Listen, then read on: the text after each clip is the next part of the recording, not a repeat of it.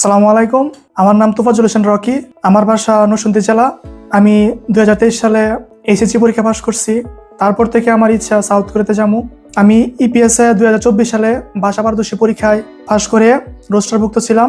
তারপর থেকে আমি ভিসা জন্য অপেক্ষা করতেছি, কিন্তু আমার ভিসা ইস্যু হয় নাই। তারপর আমার এক বন্ধু স্টুডেন্ট ভিসায় কোরিয়াতে গেছে, তার কাছ থেকে শুনে আমার ওয়ালডনে আসা। আমার এক বড় ভাইয়ের মাধ্যমে, আমার ফাইল জমা দেওয়ার মাধ্যমে তারা আমার ডকুমেন্টগুলো নিয়ে খুব দ্রুত সময় কাজ করার পর আমাদের একটা স্পট ইন্টারভিউ নেয় কঙ্কো ইউনিভার্সিটি থেকে। ওইখানে আমি সিলেক্ট হওয়ার পর খুব অল্প সময়ে তারা আমাদের ভিসা কনফার্মেশন নাম্বার দেয়। ভিসা কনফার্মেশন নাম্বার পেয়ে আমরা এম্বাসি ফেস করি। ফাইনালি আজকে আমার হাতে আমার ভিসা পেলাম, আলহামদুলিল্লাহ। আমি যে স্বপ্ন নিয়ে দক্ষিণ কোরিয়াতে যেতে চাচ্ছি, আমি যাতে সেই স্বপ্ন পূরণ করতে পারি, আমার আব্বা আম্মুর স্বপ্ন পূরণ করতে পারি। সকলে আমার জন্য দোয়া করবেন। আর আপনারা যারা সাউথ কোরিয়া যেতে চাচ্ছেন স্টুডেন্ট ভিসায়, তারা ওয়ালডনে আসেন, ইনশাল্লাহ আপনাদের স্বপ্ন পূরণ হবে। সকলকে ধন্যবাদ। আসসালামু আলাইকুম।